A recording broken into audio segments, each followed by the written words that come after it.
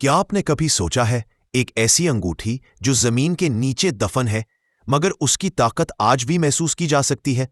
یہ کوئی عام انگوٹھی نہیں، یہ ہے حضرت سلیمان کی وہ انگوٹھی جس کی مدد سے جنات، ہوائیں، درخت، جانور اور زمین کی قوتیں ان کے حکم کی تابع تھی۔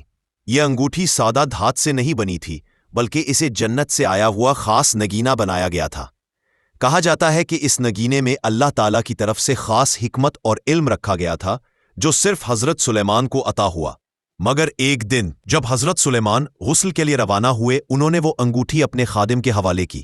اسی لمحے شیطان نے موقع پایا اور اس خادم کا روپ دھار کر وہ انگوٹھی چرا لی۔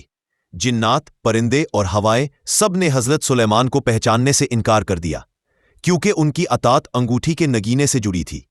حضرت سلیمان ایک عام انسان کی طرح شہر کے بازاروں میں خوار ہو رہے تھے اور شیطان ان کی جگہ تخت پر بیٹھا انگوٹھی پہن کر دنیا کو دھوکہ دے رہا تھا۔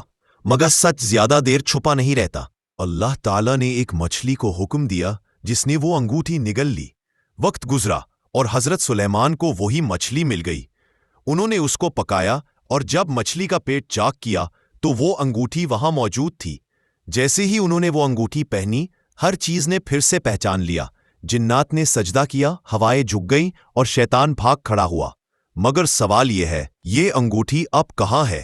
کچھ روایات کے مطابق حضرت سلیمان نے اپنی وفات سے پہلے اس انگوٹھی کو زمین میں دفن کر دیا تھا، ایسی جگہ جو نہ صرف پوشیدہ تھی بلکہ جنات بھی اس تک دوبارہ نہ پہنچ سکیں۔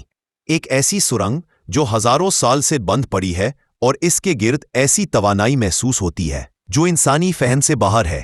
آج بھی خفیہ تلاش کرنے والے آثار قدیمہ کے ماہر اور کچھ باطنی علوم کے پیروکار اس انگوٹھی کو ڈھونڈنے کی کوشش کر رہے ہیں، لیکن یہ راز ابھی تک مکمل طور پر چھپا ہوا ہے۔ کیا آپ سمجھتے ہیں کہ یہ انگوٹھی واقعی موجود ہے یا یہ محض ایک داستان ہے جس میں طاقت کا رمز چھپا ہوا ہے؟